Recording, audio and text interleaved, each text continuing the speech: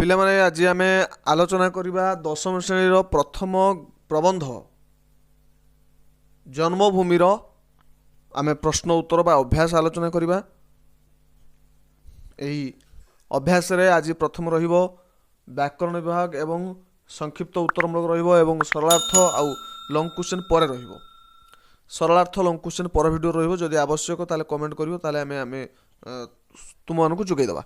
ବର୍ତ୍ତମାନ ଆମେ ଜାଣିବା ପ୍ରଶ୍ନ 1ର ଆଲୋଚନା କରିବା। ଆୟୁ ସୂର୍ଯ୍ୟ, ଏହାର ବେଶୀ ସମୟ ନେବାନି। ଆୟୁ ସୂର୍ଯ୍ୟ, ଏହାର ଠିକ୍ ବ୍ୟାସ ବାକ୍ୟଟି ଚିହ୍ନାଅ। ତଳ ଦେଇଛି ତାର 4 ଅପସନ୍ ଦେଇଛି। ଅପସନ୍ ଗୁଡ଼ିକ ମଧ୍ୟରୁ ହେବ ସଠିକ୍ ଉତ୍ତର ମୁଁ କେବଳ କହି ରଖୁଛି। ଆୟୁ ରୂପକ ସୂର୍ଯ୍ୟ, ଆୟୁ ରୂପକ ସୂର୍ଯ୍ୟ, ଏହା ହେବ ସଠିକ୍ ଉତ୍ତର। ଏହା ରୂପକ ସମାସରେ ଯାଉଛି, ରୂପକ କର୍ମଧାରୟ। ଦ୍ୱିତୀୟ ରହୁଛି ଧର୍ମାନ୍ତର, ଏହାର ବିଗ୍ରହ ବାକ୍ୟ କ'ଣ ହେବ? ଧର୍ମାନ୍ତର ବିଗ୍ରହ ବାକ୍ୟ କ'ଣ ହେବ? ଆମେ ସାଧାରଣତଃ ଧର୍ମାନ୍ତର ଧର୍ମରୁ ଅନ୍ତର ମଧ୍ୟ କହିପାରିବା, ଅନ୍ୟ ଧର୍ମ କହିପାରିବା, କିନ୍ତୁ ଏଠାରେ ଦୁଇଟି ମଧ୍ୟ ଦେଇଛି, ନୁହେଁ କି? ଏଠୁ ସଠିକ୍ ଉତ୍ତର ହେଉଛି, ସବୁଠୁ ଲାଗୁଛି ଅନ୍ୟ ଧର୍ମ। ଅନ୍ୟ ଧର୍ମ ସଠିକ୍ ହେବ। ଯଦି ଅନ୍ୟ ଧର୍ମ ନ ରହିଥାନ୍ତା ତେବେ ଆମେ ଧର୍ମରୁ ଅନ୍ତର କଟିଲେ ମଧ୍ୟ ଠିକ୍ ହେଇଥାନ୍ତା। ତେବେ ଆମେ ସଠିକ୍ ରୂପେ ନେବା ଗ। ପରବର୍ତ୍ତୀ ପୁନର୍ଜନ୍ମ ଶବ୍ଦ ପାଇଁ ନିମ୍ନଲିଖିତ ସନ୍ଧି ମଧ୍ୟରୁ ସଠିକ୍ ସନ୍ଧିଟି ବାଛ। ସଠିକ୍ ସନ୍ଧି ହେଉଛି ଅପସନ୍ ଘ ପୁନଃ ଯୁକ୍ତ ଜନ୍ମ। ଯେହେତୁ ଏଠି ବିସର୍ଗ ଲାଗିଛି, ଏ ବିସର୍ଗରୁ ଏ ରର ଜାତ ହେଲା, ରେଫ୍ ଯେଉଁ କରାଯାଇଛି। ପ୍ରଶ୍ନ ନମ୍ବର 4, ଶୁଷ୍କ ଶବ୍ଦଟି କିପରି ଗଠିତ ହୋଇଛି?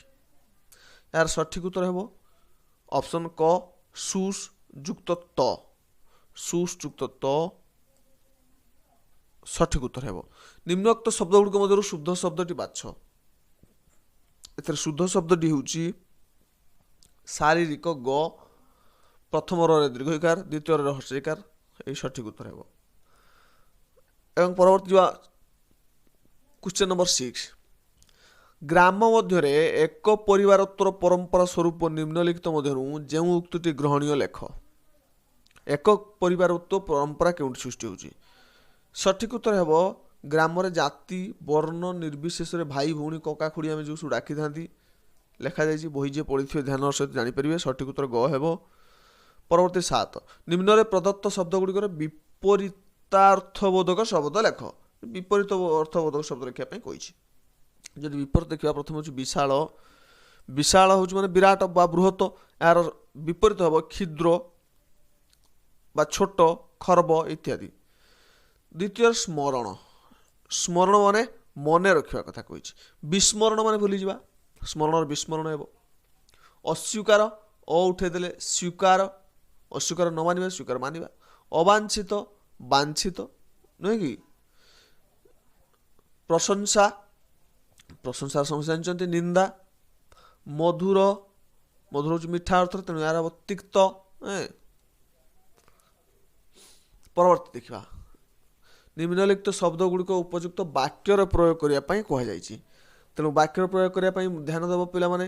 ବାକ୍ୟ ନିଜ ଅନୁସାରେ ଲେଖିପାରିବ, ତୁମକୁ ଯେଉଁଟା ଠିକ୍ ଲାଗିବ ସେଇଟା ଲେଖିପାରିବ, କିନ୍ତୁ ମୁଁ ତୁମକୁ କେବଳ ହିଣ୍ଟସ୍ ପାଇଁ ଗୋଟିଏ ଗୋଟିଏ ବାକ୍ୟ କହିଦେଉଛି, ଯାହାକି ତୁମେ ଲେଖିବା ଆବଶ୍ୟକ ନାହିଁ। ତୁମେ ନିଜ ଅନୁଯାୟୀ ଲେଖିବା ଉଚିତ ହେବ। ଅଭିଜାତ, ଏଇ ଅଭିଜାତ ବଂଶଗତ କଥା କହୁଛି, ଉଚ୍ଚ ବଂଶଜ କଥା କହୁଛି। ତ ଅଭିଜାତ ଯଦି ଆମେ ବାକ୍ୟ ଗଠନ କରିବା ତେବେ ହେବ ଉଚ୍ଚ ଅଭିଜାତ ପରମ୍ପରା ବେଳେବେଳେ ମନୁଷ୍ୟକୁ କୁପଥଗାମୀ କରାଏ। ଏ ମୁଁ କରିଥିବା ବାକ୍ୟ ତୁମେ ମାନେ ଚାହିଁଲେ ଅଲଗା କରିପାରିବ, ସେ ଅର୍ଥ ନେଇକି। ଅଭିଜାତ ଗଲା। ଏହାପରେ ଆସୁଛି ପ୍ରତ୍ୟୟ। ପ୍ରତ୍ୟୟ ଅର୍ଥ ମୁଁ କହି ରଖେ ପିଲାମାନେ, ହେଉଛି ବିଶ୍ୱାସ। ପ୍ରତ୍ୟୟର ଅର୍ଥ ବିଶ୍ୱାସ। ତେବେ ଏଠି କହିହେବ ପ୍ରତ୍ୟୟ ହିଁ ମନୁଷ୍ୟ ଜୀବନର ଏକ ପ୍ରମୁଖ ମାଧ୍ୟମ। ବନ୍ଧୁ ସୃଷ୍ଟି କରିବାର ପ୍ରମୁଖ ମାଧ୍ୟମ କହିବ ଭଲ ଭାବରେ। ପ୍ରଥମେ ବିଶ୍ୱାସ, ବିଶ୍ୱାସ ହିଁ ବନ୍ଧୁ ସୃଷ୍ଟି କରିବାର ଏକ ପ୍ରମୁଖ ମାଧ୍ୟମ। ବିଶ୍ୱାସ ତୁଟିଲେ କହନ୍ତି ମନୁଷ୍ୟ ଜୀବନ। ହଁ, ଆମେ କହିପାରିବା ପ୍ରତ୍ୟୟହୀନ ମନୁଷ୍ୟ ମୃତ ମନୁଷ୍ୟ ସହିତ ସମାନ। ମାନେ ବିଶ୍ୱାସହୀନ ମନୁଷ୍ୟ, ଯାହାକୁ ଆମେ ବିଶ୍ୱାସ କରିପାରିବାନି, ଯାହା ପାଖରେ ବିଶ୍ୱାସ ନାହିଁ। ସିକ୍ତ ଭିଜେଇବା ଉଦା କରିବା ଅର୍ଥରେ ହେଉଛି ସିକ୍ତ। ମୋ ସାଙ୍ଗର ଦୁର୍ଦ୍ଦଶା କଥା ଶୁଣିବା ମାତ୍ରେ ମୋର ଚକ୍ଷୁ ଅଶ୍ରୁସିକ୍ତ ହୋଇଗଲା। ହେଲା, ସିକ୍ତ ହୋଇଗଲା। ପ୍ରବଞ୍ଚନା ଠକାମି ଇତ୍ୟାଦି ଅର୍ଥରେ। ପ୍ରବଞ୍ଚନା ଆମେ କ'ଣ କହିପାରିବା ନା ପ୍ରବଞ୍ଚନା କରୁଥିବା ଲୋକକୁ ବିଶ୍ୱାସ କରନ୍ତୁ ନାହିଁ। ପ୍ରବଞ୍ଚନା। ଅକର୍ମା କ'ଣ? ଯିଏ କର୍ମ କିଛି କରନ୍ତି ନାହିଁ। ଆମେ କହିପାରିବା ଅକର୍ମା ବ୍ୟକ୍ତି ହିଁ ପ୍ରକୃତରେ ଦୁଃଖ ପାଏ। ଜୀର୍ଣ୍ଣ ଶୀର୍ଣ୍ଣ ଅର୍ଥରେ କୁହାଯାଇଛି। ଆମେ ପଢ଼ିଛନ୍ତି ଯେଉଁ ନଚିକେତାଙ୍କ ବିଷୟ। ନଚିକେତାର ଥିଲା, ତାଙ୍କ ପିତା ଆଣିକି ଦେଇଥିଲେ, ସେ କହିପାରିବେ ସେଇଠି ନଚିକେତାଙ୍କର ପିତା ଜୀର୍ଣ୍ଣ ଶୀର୍ଣ୍ଣ ରୁଗ୍ଣ ଗାଈ ଗୁଡ଼ିକୁ ପ୍ରଦାନ କରୁଥିବା ଦେଖି ନଚିକେତା ବିସ୍ମିତ ହେଲେ। ଆମେ କରିପାରିବା ନୁହେଁ କି? ଏବେ ଆସିବା କ୍ୱେଶ୍ଚନ୍ ନମ୍ବର 9। ସେ କହିଛି ଏହି ରୂଢ଼ି ଗୁଡ଼ିକୁ ବାକ୍ୟର ବ୍ୟବହାର କରିବା। ରୂଢ଼ି ସବୁ ଦେଇଛି, ରୂଢ଼ି ଆମେ ଜାଣିଛନ୍ତି। ରୂଢ଼ିକୁ ବାକ୍ୟର ବ୍ୟବହାର କରିବା। ବାକ୍ୟର କ'ଣ ବ୍ୟବହାର କରିବା ନା ପାଦରେ ଦଳି ଦେବା। ପାଦରେ ଦଳି ଦେବାର ଅର୍ଥ ହେଉଛି ଜଣକୁ ଅସୁବିଧାରେ କରିବା, ଜଣକୁ ତାକୁ ବଡ଼ ବିପଦରେ ପକାଇବା ଇତ୍ୟାଦି ଅର୍ଥରେ ହେଉଛି। ତ ୟାକୁ ବାକ୍ୟ ଗଠନ କଲେ କ'ଣ ହେବ ନା ବାକ୍ୟ ଗଠନ କରିବା ଏହା ଯେ ପୂର୍ବେ ଜମିଦାର ମାନେ ଗରିବ ଲୋକମାନଙ୍କୁ ବା ଦରିଦ୍ର ଲୋକମାନଙ୍କୁ ପାଦରେ ଦଳି ଦେଉଥିଲେ। ପାଦରେ ଏଠି ଦଳି ଦେବା ଅର୍ଥ ପାଦରେ ଦଳି ଦେବାର ସମସ୍ତ କୂଟନୈତିକ ପ୍ରୟୋଗ କରୁଥିଲେ, ସମସ୍ତ କୂଟନୈତିକ ଚିନ୍ତା କରୁଥିଲେ, ଏମିତି ବି କହିହେବ। ଦ୍ୱିତୀୟ ହେବ ପାର ପାଇବା। ପାର ପାଇବା ହେଉଛି ଉଧୁରି ଯିବା ବା ବିପଦରୁ ରକ୍ଷା ପାଇବା ଇତ୍ୟାଦି ଅର୍ଥରେ ହେଇପାରିବ। ସନ୍ଥ ଇଏ ଦୁଃଖ ଜଞ୍ଜାଳମୟ ସଂସାରରୁ ରକ୍ଷା ପାଇବା ପାଇଁ, ସନ୍ଥ ଜଞ୍ଜାଳମୟ ସଂସାରରୁ ପାର ପାଇବା ନିମିତ୍ତ ଈଶ୍ୱରଙ୍କୁ ପ୍ରାର୍ଥନା କରନ୍ତି, ହେଇପାରିବ। କଣ୍ଟ କରିବା, କୌଣସି ନିର୍ଦ୍ଦିଷ୍ଟ ସମୟ ଦେବା। ହେଲା, କଣ୍ଟ କରିବାରେ ଆମେ କ'ଣ କହିପାରିବା ନା ଶ୍ରୀକୃଷ୍ଣ 3 ଦିନକୁ କଣ୍ଟ କରି ଯାଇ ଆଉ ଫେରି ନଥିଲେ ମଥୁରାପୁର। ହେଲା, କ୍ୱେଶ୍ଚନ୍ ନମ୍ବର 10। ଶ୍ରମକୁ ଯେ ଜୀବନ ଧାରଣର ପନ୍ଥା ବୋଲି ଗ୍ରହଣ କରନ୍ତି ତାଙ୍କୁ କୁହାଯାଏ ଶ୍ରମଜୀବୀ। ଶ୍ରମକୁ ଯେ ଜୀବନ ଧାରଣର ପନ୍ଥା ବୋଲି ଗ୍ରହଣ କରନ୍ତି, ସେଇଭଳି ଶେଷରେ ଜୀବୀ ଥିବା ଆଉ 5ଟି ଶବ୍ଦ ଲେଖିବା। ସେଇଭଳି ଭାବରେ କ'ଣ କ'ଣ କହିପାରିବା ନା ଯେ କୃଷିକୁ ଜୀବିକା ଗ୍ରହଣ କରନ୍ତି କୃଷିଜୀବୀ, ଯେଉଁମାନେ ମାଛକୁ ଜୀବିକା କରନ୍ତି ମତ୍ସ୍ୟଜୀବୀ, ବୁଦ୍ଧିକୁ ଜୀବିକା କରନ୍ତି ବୁଦ୍ଧିଜୀବୀ, କର୍ମଜୀବୀ, ରୂପଜୀବୀ, ଦେହଜୀବୀ ବୋଲି ମଧ୍ୟ କୁହାଯାଏ। 5ଗୋଟି ହେଇଯାଇଛି। ପରବର୍ତ୍ତୀ, ବାମ ପାଖରେ ଥିବା ଶବ୍ଦ ସହ ଡାହାଣ ପାଖରେ ଥିବା ଉପଯୁକ୍ତ ଶବ୍ଦକୁ ଯୋଡ଼ି କ'ଣ କରିବା ସ୍ୱତନ୍ତ୍ର ବାକ୍ୟରେ ପରିଣତ ବା ପ୍ରୟୋଗ କରିବା, ତାଙ୍କୁ ବାକ୍ୟ ଗଠନ କରିବା। ତେବେ ଦେଖିଯିବା, ପ୍ରଥମେ ଥିଲା ଶସ୍ୟ ଶ୍ୟାମଳା। ଶସ୍ୟ ଶ୍ୟାମଳା ସହିତ ଆମେ କାହାକୁ ଯୋଡ଼ିବା? ଶସ୍ୟ ଶ୍ୟାମଳା ସହିତ ଆମେ ଯୋଡ଼ିବା ଧରଣୀକୁ। ତେବେ ଧରଣୀ ଖାଲି ଯୋଡ଼ିବାନି, ଧରଣୀ ସହିତ ଗୋଟେ ବାକ୍ୟ ଗଠନ କରିବା। ଆମେ ଏମିତି କହିପାରିବା ନେ ମନୁଷ୍ୟର ରୁକ୍ଷ ବ୍ୟବହାର ହିଁ ଧୀରେ ଧୀରେ ଶସ୍ୟ ଶ୍ୟାମଳା ଧରଣୀକୁ କଳୁଷିତ କରି ପକାଉଛି। ହେଲା, ଏହାପରେ ଦେଖିବା ସ୍ତୂପୀକୃତ। ସ୍ତୂପୀକୃତକୁ ଆମେ କହିପାରିବା ସହିତ ଯୋଡ଼ିପାରିବା ମେଘ ସହିତ। ସ୍ତୂପୀକୃତ ମେଘ, ସ୍ତୂପୀକୃତ ମେଘ କହିପାରିବା ପଶ୍ଚିମ ଆକାଶରେ ସ୍ତୂପୀକୃତ ମେଘ ଏକ ଅପରୂପ ସୌନ୍ଦର୍ଯ୍ୟ ସୃଷ୍ଟି କରୁଛି। ମୋତେ ଜୋରରେ ଥଣ୍ଡା ହେଇଯାଇଛି, ସେଥିପାଇଁ ମୁଁ ଭଲ ଭାବରେ କହିପାରୁନି, ପଢ଼ି ପାରୁନି, ପିଲାମାନେ ଟିକେ ବୁଝିବା ପାଇଁ ଚେଷ୍ଟା କରିବ। ତାପରେ ସ୍ୱର୍ଣ୍ଣ ଶୀର୍ଷ। ସ୍ୱର୍ଣ୍ଣ ଶୀର୍ଷ ସହିତ ଆମେ ଯୋଡ଼ିବା ଧାନ୍ୟ। ସ୍ୱର୍ଣ୍ଣ ଶୀର୍ଷ ଧାନ୍ୟ। ହେଲା, ତ ଆମେ ୟାକୁ ବାକ୍ୟର ଗଠନ କରିପାରିବା କ'ଣ ନା ସ୍ୱର୍ଣ୍ଣ ଶୀର୍ଷ ଧାନ୍ୟ କ୍ଷେତ୍ରରେ ଏକ ଅପରୂପ ସୌନ୍ଦର୍ଯ୍ୟ ସୃଷ୍ଟି କରୁଛି, ହେଇପାରିବ। ବା ଶ୍ରମିକଟିର ଶ୍ରମ ହିଁ ଏଭଳି ସ୍ୱର୍ଣ୍ଣ ଶୀର୍ଷ ଧାନ୍ୟକୁ ସୃଷ୍ଟି କରିବାରେ ସଫଳ ହୋଇଛି। ଯୁକ୍ତିବାଦୀ। ଯୁକ୍ତିବାଦୀ ଆମେ ସହିତ ଆମେ କରିପାରିବା ଯୋଗ କରିପାରିବା ଜୀବ। ଯୁକ୍ତିବାଦୀ ଜୀବ। ତ ଯୁକ୍ତିବାଦୀ ଜୀବ ସହିତ ଆମେ ବାକ୍ୟ ଗଠନ କଲେ କ'ଣ ହେବ ନା ହେବ ଏହା ବାସ୍ତବରେ ଜ୍ଞାନ ଜାଣିଥିବା ବା ଜ୍ଞାନୀ ଲୋକ ହିଁ ଯୁକ୍ତିବାଦୀ ଜୀବ ଭାବରେ ଗଣା ହୋଇଥାଏ। କହିହେବ ଏ କଥା ବା ବାକ୍ୟଟି ଠିକ୍ ଲାଗୁନି ଏମିତି କହିଲେ ଆମେ ଆହୁରି ମଧ୍ୟ କହିପାରିବା ଯେ ମନୁଷ୍ୟ ଯୁକ୍ତିବାଦୀ ଜୀବ ହୋଇଥିବାରୁ ସେ ଅଧିକ ଜ୍ଞାନୀ, ଏମିତି କହିପାରିବା ବି। ଅଭ୍ରକଂଶ ସହିତ ଆମେ ଯୋଡ଼ିବା ପ୍ରାସାଦ, ଅଭ୍ରକଂଶ ପ୍ରାସାଦ ହେଲା।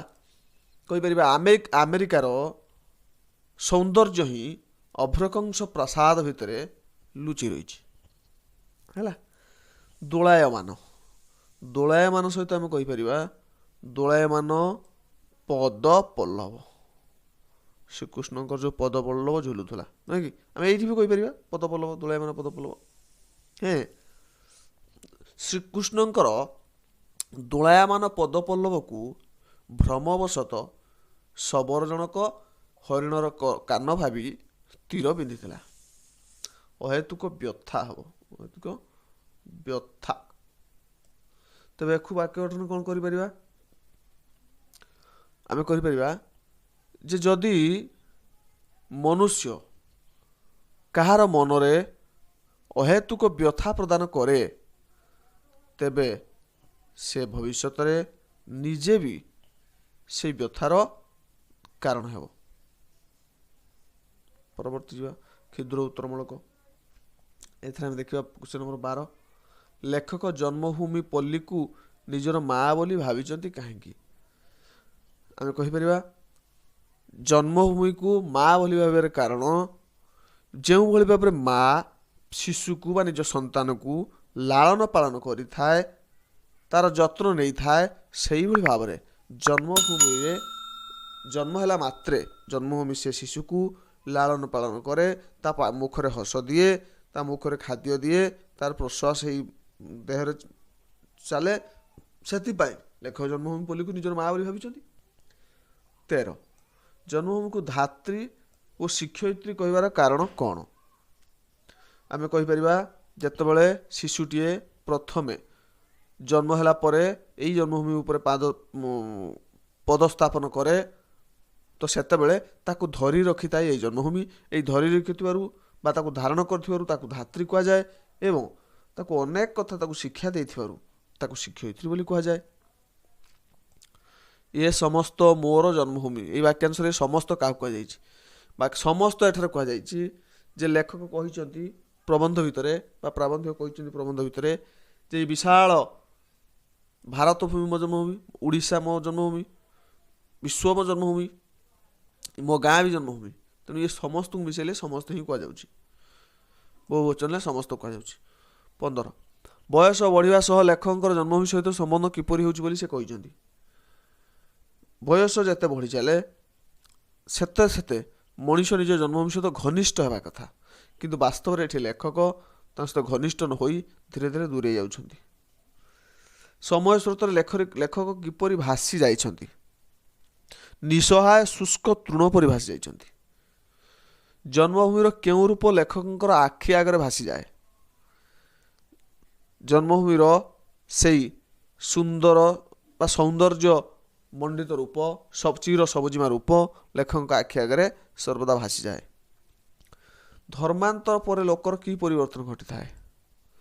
ଧର୍ମାନ୍ତର କଲା ପରେ ବ୍ୟକ୍ତି ନିଜର ଧର୍ମର ସମସ୍ତ ପରମ୍ପରା, ସଂସ୍କୃତି ଇତ୍ୟାଦିକୁ ତ୍ୟାଗ କରି ଅନ୍ୟର ଧର୍ମକୁ ଗ୍ରହଣ କରେ ଏବଂ ଅନ୍ୟର ଭାଷା, ବ୍ୟବହାର, ପୋଷାକ ପତ୍ର, ଚାଲିଚଳନ, ଆଚାର ବ୍ୟବହାର ସବୁ କିଛିକୁ ଗ୍ରହଣ କରିନିଏ। ପଲ୍ଲୀରେ ଏକ ପରିବାରତ୍ୱ ଗଢ଼ି ଉଠିବାର କି ପ୍ରମାଣ ମିଳେ?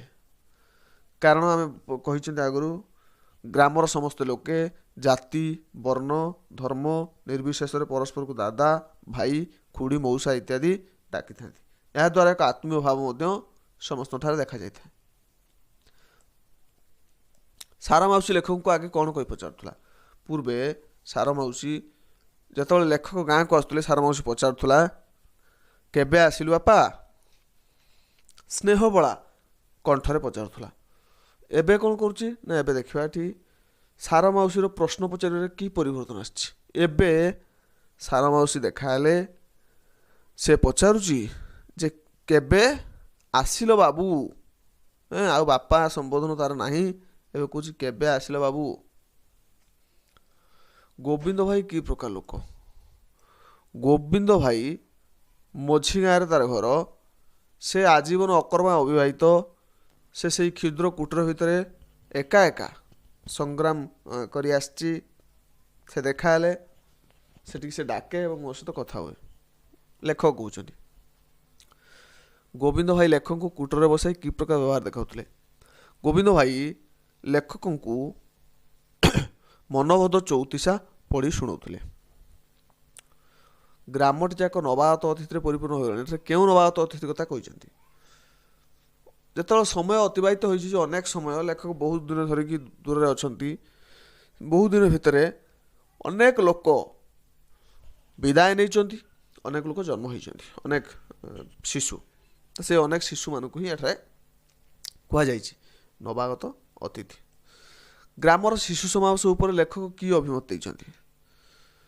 ଗ୍ରାମର ଶିଶୁମାନେ ସାଧାରଣତଃ ଗାଁର ଛାଡ଼ି କୁଆଡ଼େ ଯାଆନ୍ତି ନାହିଁ। ବଡ଼ ହେଲେ ସେମାନେ ସେଇଠି ରୁହନ୍ତି। ଯେଉଁଆଡ଼କୁ ଚାହିଁଲେ ବି ଶୀର୍ଣ୍ଣ, ମଳିନ, ଉଲଗ୍ନ, କୃଶୋଦର, ଲମ୍ବୋଦର, ଅବାଞ୍ଛିତ, ଅବହେଳିତ ଶିଶୁମାନେ ଦେଖାଯାଆନ୍ତି। ଶିଶୁମାନଙ୍କ ରୂପ ବର୍ଣ୍ଣନା କରୁଛନ୍ତି ସେ ଏଇଭଳି ଭାବରେ। ଏଇ ଶିଶୁମାନେ ଲେଖକଙ୍କୁ ଏବେ ଦେଖିଲେ କିପରି ବ୍ୟବହାର ଦେଖାଇଥାନ୍ତି?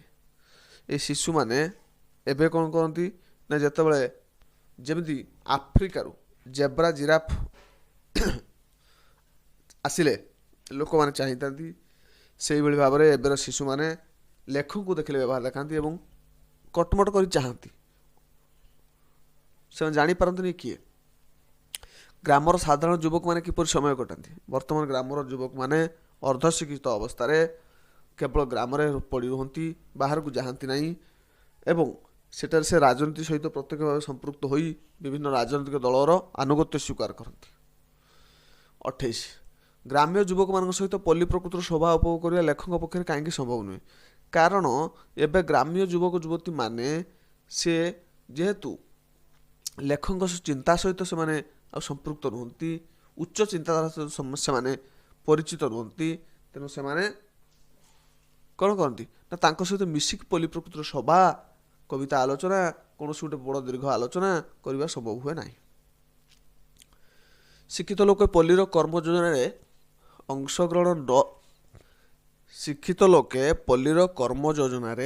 ଅଂଶଗ୍ରହଣ ନ କରିପାରିବାର କାରଣ କ'ଣ? ଆଜିକାଲି ଶିକ୍ଷିତ ଗୋଷ୍ଠୀ ମଧ୍ୟରେ ଶାରୀରିକ ଶ୍ରମ ପ୍ରତି ବେଶ କୁଣ୍ଠା ଲକ୍ଷଣୀୟ। ସେମାନେ ଆଉ ଶାରୀରିକ ପରିଶ୍ରମ କରିବା ପାଇଁ ଇଚ୍ଛା କରୁନାହାନ୍ତି। ସେମାନେ କ'ଣ କରୁଛନ୍ତି ନା କେବଳ ଗ୍ରାମରେ ରହି ଏଇ ଯେଉଁ ସହରୀ ସଭ୍ୟତାର ଅନ୍ଧା ଅନୁଗାମୀ ପାଲଟିଛନ୍ତି, ଅନ୍ଧ ଭାବରେ ସହରୀ ସଭ୍ୟତାକୁ ଅନୁକରଣ କରୁଛନ୍ତି। 30. କେଉଁ ପର୍ବରେ ଦୋଳି ଖେଳର ପ୍ରାଧାନ୍ୟ ଥାଏ? ରଜ ପର୍ବରେ। ସାଧାରଣତଃ ରଜ ପର୍ବ ହେଉଛି ଓଡ଼ିଶାର ଏକ ଗଣପର୍ବ, ତେବେ ରଜ ପର୍ବରେ ଦୋଳି ଖେଳର ପ୍ରାଧାନ୍ୟ ଥାଏ। ରଜ ପର୍ବ ଶେଷ ହେବା ପରେ ନିଷ୍ଠୁର ବାସ୍ତବତା ଆସି ପଡ଼େ। ଏକଥା ଲେଖକ କାହିଁକି କହିଛନ୍ତି? କାରଣ ରଜ ପର୍ବ ହେଉଛି କୃଷିର ପର୍ବ, ଏହି କୃଷି କାର୍ଯ୍ୟ ଆରମ୍ଭର ପର୍ବ। ତେଣୁ ରଜ ପରେ ପରେ ସମସ୍ତେ କୃଷି କାର୍ଯ୍ୟରେ ଲାଗି ପଡ଼ନ୍ତି। ବାସ୍ତବ କାର୍ଯ୍ୟ ସେତେବେଳେ ଆରମ୍ଭ ହୁଏ। ତାଙ୍କର ପରିଶ୍ରମ, ତାଙ୍କର ଚେଷ୍ଟା, ତାଙ୍କର ନିଷ୍ଠା ସବୁ ଆରମ୍ଭ ହୁଏ। ଶିକ୍ଷିତମାନେ କାୟା କ୍ଲେଶ ଓ ଅଭିଜାତ୍ୟ ମଧ୍ୟରୁ କେଉଁଟିକୁ ଅଧିକ ପସନ୍ଦ କରନ୍ତି ଓ କାହିଁକି? ଶିକ୍ଷିତମାନେ ସାଧାରଣତଃ ଆଉ କାୟା କ୍ଲେଶକୁ ପସନ୍ଦ କରନ୍ତି ନାହିଁ, ଏବେ ଆଭିଜାତ୍ୟକୁ ପସନ୍ଦ କରନ୍ତି। ଷ୍ଟାଣ୍ଡାର୍ଡ଼ ପୋଷାକ ପିନ୍ଧିବା, ବ୍ରାଣ୍ଡେଡ଼ ପୋଷାକ ପିନ୍ଧିବା, ବ୍ରାଣ୍ଡେଡ଼ ଜୋତା ପିନ୍ଧିବା, ଏଇସବୁ ଉପରେ ଅଧିକ ଧ୍ୟାନ ଦେଉଛନ୍ତି। କିଭଳି ଲୋକ ଜୀବନ ଯୁଦ୍ଧରେ ଦିଗ୍ବିଜୟୀ ବୀର ବୋଲି ପରିଚିତ ହୁଏ? ମାନବର ସମସ୍ତ ନୀତିକୁ ପାଦରେ ଦଳି ଦେଇ ଊର୍ଦ୍ଧ୍ୱଶ୍ୱାସରେ ଧାଇଁ ଯେ ଯେତେ ବେଶୀ ଏହି ଦୀର୍ଘ ବ୍ୟବଧାନ କମ୍ କରିପାରେ, ସେ ସେତେ ବେଶୀ ଜୀବନ ଯୁଦ୍ଧରେ ଦିଗ୍ବିଜୟ ହୁଏ ବୋଲି କୁହାଯାଇଛି। ଗ୍ରାମର ବିଦ୍ୟାର୍ଥୀମାନଙ୍କ ସମ୍ପର୍କରେ କି ପ୍ରକାର ଧାରଣା ସୃଷ୍ଟି ହୁଏ? ଗ୍ରାମର ବିଦ୍ୟାର୍ଥୀମାନେ ଆପଣ ନିଜର ପିତାମାତାର ଭରସାର, ସାହା ଭରସାର ସ୍ଥଳ ହୋଇ ଗ୍ରାମ ବୃଦ୍ଧମାନଙ୍କର ପ୍ରଶଂସାର ପାତ୍ର ହୁଅନ୍ତି। ସେମାନେ ଗ୍ରାମର ଗୌରବ ରୂପେ ଗ୍ରାମଭୂମି ମଣ୍ଡନ କରିଥାନ୍ତି, ତାଙ୍କୁ ଗ୍ରାମର ଗୌରବ ରୂପେ ଲୋକ ମାନିଥାନ୍ତି। ଶିକ୍ଷିତମାନଙ୍କ ଗ୍ରାମ ଛାଡ଼ି ପଳାଇ ଯିବା ସହ କେଉଁ ପୌରାଣିକ କଥାର ତୁଳନା କରାଯାଇଛି? ଶ୍ରୀକୃଷ୍ଣଙ୍କର କଣ୍ଟ କରି ମଥୁରାପୁରକୁ ଯିବା ସହ ଶିକ୍ଷିତ ମାନ ଗ୍ରାମ ଛାଡ଼ି ପଳାଇବା କଥା କୁହାଯାଇଛି। କାରଣ ଯିଏମାନେ ଶିକ୍ଷିତ ମାନେ ଗ୍ରାମ ଛାଡ଼ି ଯାଆନ୍ତି ସେମାନେ ଆଉ ଫେରନ୍ତି ନାହିଁ। ଶ୍ରୀକୃଷ୍ଣଙ୍କୁ ମହାଭାରତର କର୍ଣ୍ଣଧାର କୁହାଯାଇଛି କାହିଁକି? କାରଣ ମହାଭାରତର ଏତେ ମହାଯୁଦ୍ଧକୁ କେବଳ ଶ୍ରୀକୃଷ୍ଣ ହିଁ ପରିଚାଳିତ କରିଥିଲେ ପରୋକ୍ଷରେ। ନିଜେ କହିଥିଲେ ଅସ୍ତ୍ର ଧରିବେନି, କିନ୍ତୁ ଅସ୍ତ୍ର ନ ଧରି ମଧ୍ୟ ପୁରା ଯୁଦ୍ଧକୁ ସେ ହିଁ ପରିଚାଳିତ କରିଥିଲେ। ଶ୍ରୀକୃଷ୍ଣଙ୍କ ବଂଶର ଶେଷ ଅବସ୍ଥା କ'ଣ ହୋଇଥିଲା? ଶ୍ରୀକୃଷ୍ଣ ଯେତେବେଳେ ମହାଭାରତ ଯୁଦ୍ଧ ସରିଲା, ଗାନ୍ଧାରୀଙ୍କର ଅଭିଶାପ ବଳରେ ଯଦୁବଂଶ ଧ୍ୱଂସ ହୋଇଯାଇଥିଲା। ଶ୍ରୀକୃଷ୍ଣଙ୍କ ନିଜ ସନ୍ତାନମାନେ ନିଜ ନିଜ ଭିତରେ କଳିଝଗଡ଼ା ଲାଗି ମଦ୍ୟପାନ କରି ଧ୍ୱଂସ ହୋଇଯାଇଥିଲେ। ତାଙ୍କର ଅଭ୍ରକଂଶ ପ୍ରସାଦ ମଧ୍ୟ ସମୁଦ୍ରର ଅଗାଧ ଜଳ ଭିତରେ ବୁଡ଼ି ଯାଇଥିଲା ଏବଂ ଶ୍ରୀକୃଷ୍ଣ ନିଜେ ମଧ୍ୟ 46 ଲିଟର ଝୁଲୁଥିଲା ବେଳେ ଶବରଙ୍କର ସ୍ଥିରାଘାତରେ ବା ଶରାଘାତରେ ମୃତ୍ୟୁବରଣ କରିଥିଲେ। ତାପରେ 38 ଭଲ ବିଶ୍ୱବାସୀ କହିଲେ କ'ଣ ବୁଝାଯାଏ? ଯେଉଁମାନେ ପାଶ୍ଚାତ୍ୟ ଶିକ୍ଷାର ସମସ୍ତ ଛନ୍ଦକୁ ସମସ୍ତ ବନ୍ଧନକୁ ଛିନ୍ନ କରି ନିଜର ବା ଗ୍ରାମର ମହାନୁଭବତାକୁ ଉଦ୍ଭାସିତ କରନ୍ତି, ଓଡ଼ିଶାକୁ ଭାରତବର୍ଷକୁ ନିଜ ଜ୍ଞାନ ବଳରେ ପରିଚିତ କରାନ୍ତି, ସେଇମାନେ ହିଁ ଭଲ ବିଶ୍ୱାସୀ ହୋଇପାରନ୍ତି। ଶେଷରେ ଏତିକି କୁହାଯାଇଛି। ଆଜି ପାଇଁ ଏତିକି। ଯଦି ପରବର୍ତ୍ତୀ ସମୟ ହେବ ତାହେଲେ ସରଳାର୍ଥ ଆଉ ଆମେ ଲଙ୍ଗ କ୍ୱେଶ୍ଚନ୍ ଆଲୋଚନା କରିବା। ଧନ୍ୟବାଦ।